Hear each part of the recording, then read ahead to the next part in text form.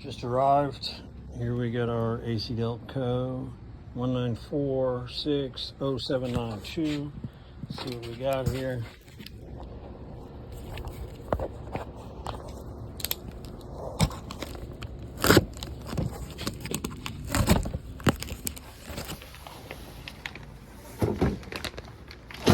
Oh baby, look at that.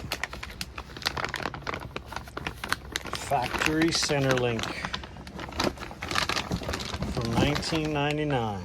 To install your factory Centerlink drag link, first thing you need to do is go ahead and jack your vehicle up, raise it up, and support it on jack stands. Be sure to engage your parking brake. Then proceed to disconnect your battery. To install your new Centerlink drag link, first thing you have to do after you raise your vehicle and put it on jack stands and disconnect the battery and chock your rear wheels and set your emergency brake, you got to come under here and at the 4 points here, here, here, and here where it connects, you have to remove your cotter pins. Okay, the two smaller ones would be from the tie rod ends, and the two larger ones would be from the idle arm and the pitman arm. So once you get those out, then you got to remove your bolts. Now the 4 bolts should be the same size. They should all be 17 millimeter, and you can possibly use a puller if you need. You can use a puller, or you know, you can try to just see if they'll come off without the puller. With maybe if you want to run an impact, or try just your sockets. But I do have a puller set for all of these joints, but there is also this tool here I'm going to show you. I do not recommend it if you're going to be reusing your tie rod ends, but in a worst case scenario, there is the pickle fork. Again, I don't recommend it because it can damage the boots, but and you probably will damage the boots using the pickle fork.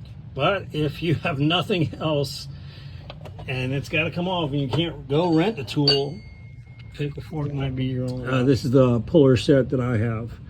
This is a complete set. This will take apart the whole front end of just about any pickup. To take the bolts off inner tie rods. Right off, no problem. Rod not continuing to spin or anything like that. The one off the top of the idler arm by going in through the top, just throwing on all my little extensions. The impact tie rod puller, you can put a 3/4 inch socket on it, and it pops right out just like that. Just have to do to each one. There we go.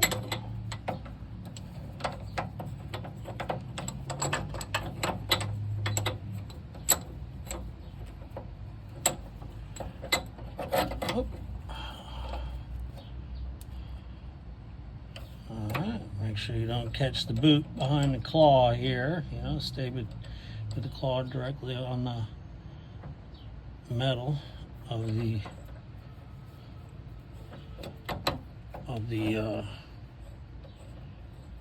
Centerlink. Alright, all lined up. Put your ratchet on, and we'll pop that off. That's it. Oh. See? That's it. It's out. That's out. Okay, so now I'll disconnect up here and up here. Same thing. Got the puller on the pitman arm here. We're just using a 19 millimeter open end wrench. I do have the ratcheting wrench on the other end, but I like to do it like this. Oh, and when you hear the snap, it's loose. There it is. All loose. Alright. Okay. There it is. Now I'll show you how we're replacing this. Because I just ended the pitman arm and this is a play unit. It's not really showing it here now. Yeah, there it is. See that? So basically, when the new gearbox was moving back and forth, this rod was not moving because of this play right here. I know you can't see how much of it is, how many degrees it's moving, but you can look right down here and you can see it moving. See that play? Maybe 5% or less, but enough for the steering wheel. When you have 5% play in the steering coupler, 5% to 10% play in the steering gear, and then maybe another 3 or 4% here, that adds up to a lot of play in your steering. I didn't even check this side. Now this side's solid. So this one, the alarm side was good. It's just over here. This is where I was getting play. And I would not have ever known this. Now I did notice that after I had greased it, I had some of this brown material coming out, obviously rust. Moisture had gotten in there. See, now you can see a little bit better of the play in there. Can't even hear it. After you taper down your castle nuts on your 4 fittings here, you're going to go ahead and you're going to torque to 35 foot-pounds each one, okay?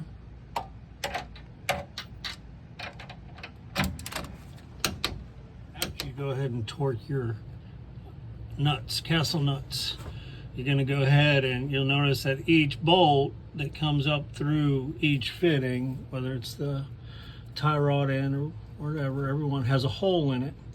Now, if your castle nut doesn't line up for you to put the cotter pin through, then you go ahead and you tighten it. Even though you've already torqued it, you do not loosen it, okay? You tighten it. So you go ahead and tighten it until you can put that cotter pin through the hole, and then you bend back your ends on each one. There's one up here on the pitman arm, there's one on each tie rod end, and then there's one up here on your idle arm right here. Okay, again, tighten them, do not loosen under any circumstance. And then once you're done with that, then we're going to go ahead and you're going to feed in your little zerk for your grease fitting right here. And that one is, they fit on with a, what did I say, 8mm. You just tighten that down with your 8mm. And you got 2 of these, one on the idle arm and one on the pitman arm. And when you're done, you can go ahead and, I would go ahead while you're up underneath here and you already have your vehicle jacked up, pull out your grease gun and grease all your fittings. Don't just grease the new 2 here. Go ahead and grease the ball joints. There's a lower one and there's one up top, right above there. Same on both sides. There's one here and there's one here and there's one here. Same on both sides. It's on top, you can't see it. And then you got in here, these ones are actually hidden behind the new center drag link right here and here. All right, so go ahead and you can grease those fittings. And if you felt like it, there's one on the, where is it? Like, really can't see it. Actually, I think there's 2. See, there's a round bearing right here on the back of the drive shaft. There's one there. And if you ever had your universal joints swapped out and they put in the ones that are greasable, might as well grease them too while you're here and you have your gun out. Get them all. Get all the grease done.